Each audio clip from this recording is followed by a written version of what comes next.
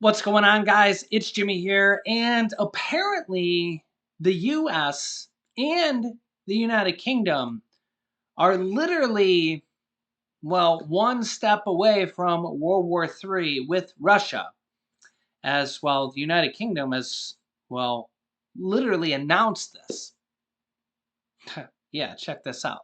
Yeah, you can see here the United Kingdom's army chief warns that Britain, quote, must prepare to fight over Ukraine. And in another headline here, quote, prepare to fight and beat Russia in a third world war. Britain's top general warns. Yeah, the new UK Army commander tells their troops to brace for a European land war with Russia. Yeah, so we've come to realize now that Britain's top army general has told his troops to prepare to fight and beat Vladimir Putin's armies in a European land war. Yeah, we have now found out. So, General Sir Patrick Sanders, who assumed overall command of the British Army this week, warned soldiers, saying, quote, we are the generation that must prepare the army to fight in Europe once again, as Russia's invasion of Ukraine rocks global stability.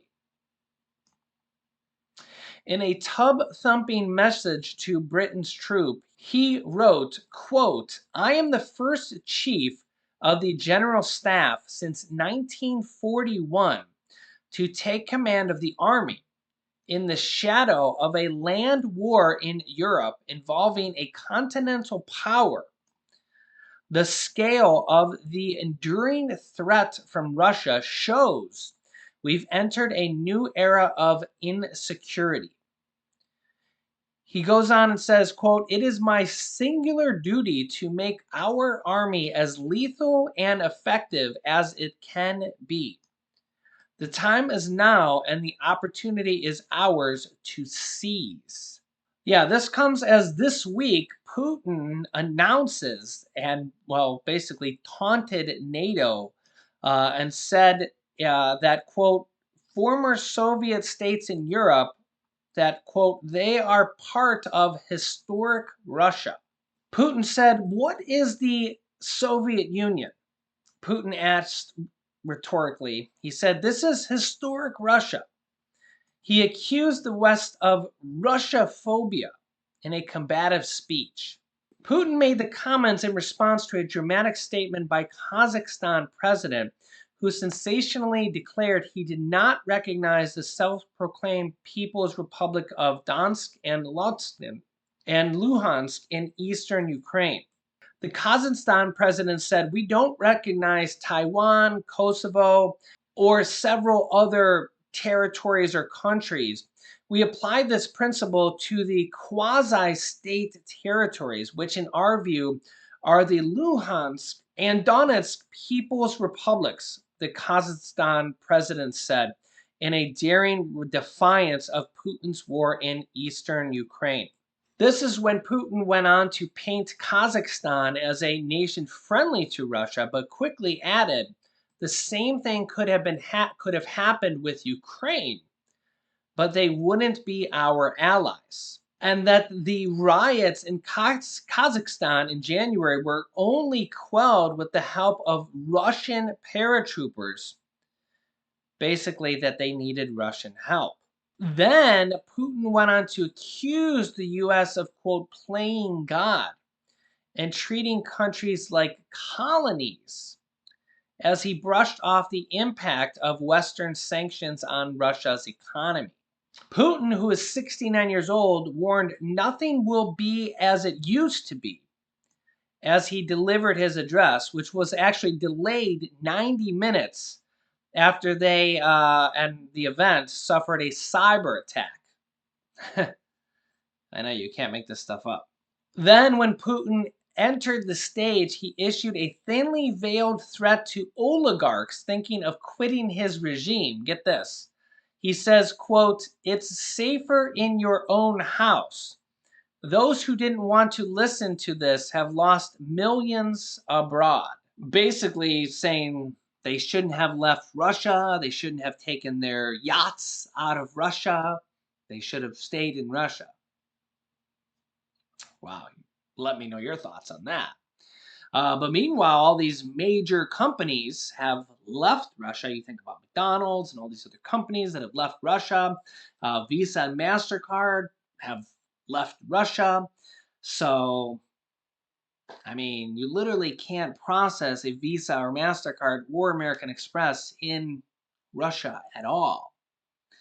So, I mean, there's significant sanctions in Russia. I mean, you literally can't even process a credit card there, or at least those. Now, here's the thing here is that if this new UK general, I mean, you can see the headline here right directly from the UK general's statement. British troops must be prepared to fight in Europe once again, says the head of their army. I mean, if Russian troops are attacking British troops, I mean, you would think that's a declaration of war. I mean, it's a gray area here, right? Definitely a gray area, but is this the start of World War III?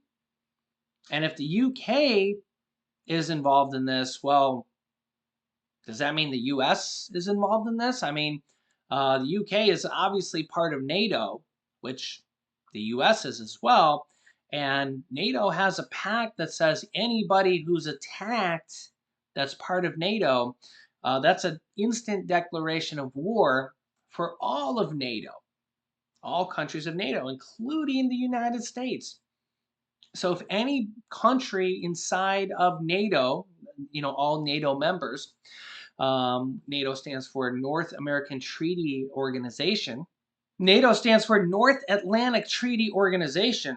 And here's the thing is they have 30 countries in NATO. If you attack one country in NATO, it's a declaration of war against all 30 countries in NATO. This is what the treaty says.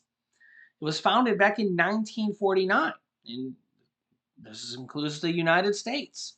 Yeah, here's kind of a list of all the NATO countries here, and when they joined, you can see there's a lot of them. And if you attack any one of them, it's a declaration of war against all of them, okay, including the United States, which is a founding member, and the United Kingdom, which is a founding member as well, all the way back from 1949, basically right after World War II. Yeah. Now, here's the thing, is that Russia has its hands full with Ukraine. I mean, they've really only taken over like, one or two cities in Ukraine. They realistically can't take over Ukraine and hold it. It's just too much of an undertaking for them at this point.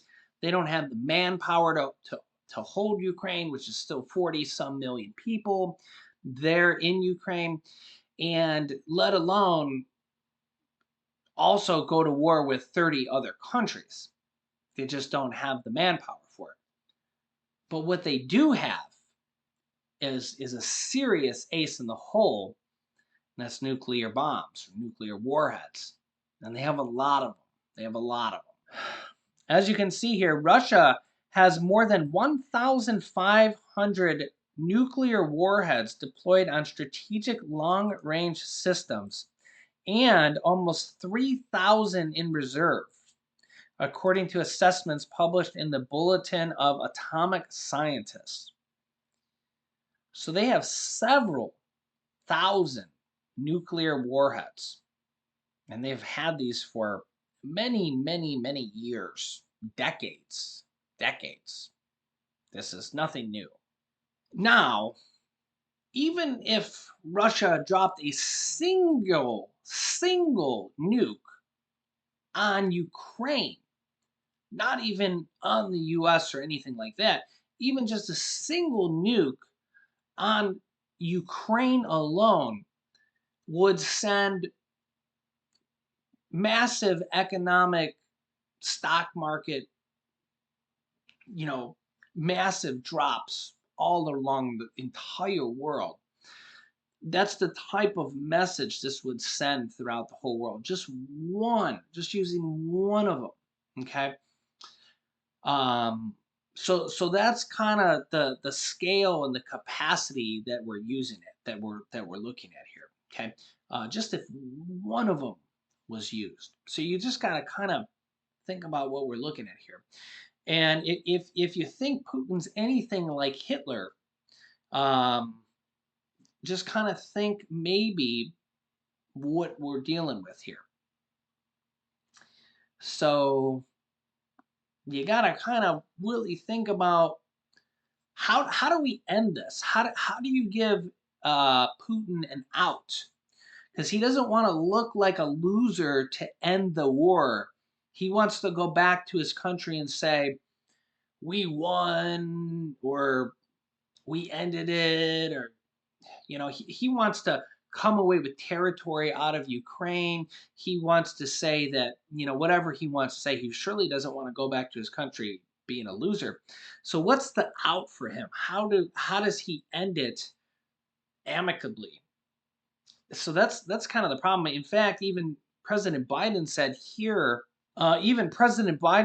said here a few weeks ago, President Biden says that Putin has no way out of Ukraine war as Kyiv boosts victory. So therein lies one of the problems: is that how do we find an end to this war before it gets really, really bad and before nuclear war breaks out? And the longer this war goes on, the longer inflation continues, and or excess inflation, and gas prices and food prices continue to stay higher than, uh, you know, excessively higher than they are now. The longer this war goes on, all the food shortages and food prices that are way higher, and gas prices, exorbitantly higher than they need to be. If this continues to go on for months or years, just imagine how bad this could get. I mean, there's so many issues going on here, and just think about all the people that are dying, let alone. So let me know your thoughts here in the comments. I'll keep you up to date here. Make sure to subscribe to our YouTube channel if you haven't. It's completely free to do so. And click the bell icon so you don't miss out on new videos and you get notifications when we go live. I will keep you up to date here. You can also click here to see my newest video about what NATO said recently about Ukraine and Zelensky. Very good video there. Not what you expect and how long this could go. So click on that video next. Thanks for watching, guys, and I will see you in the next video.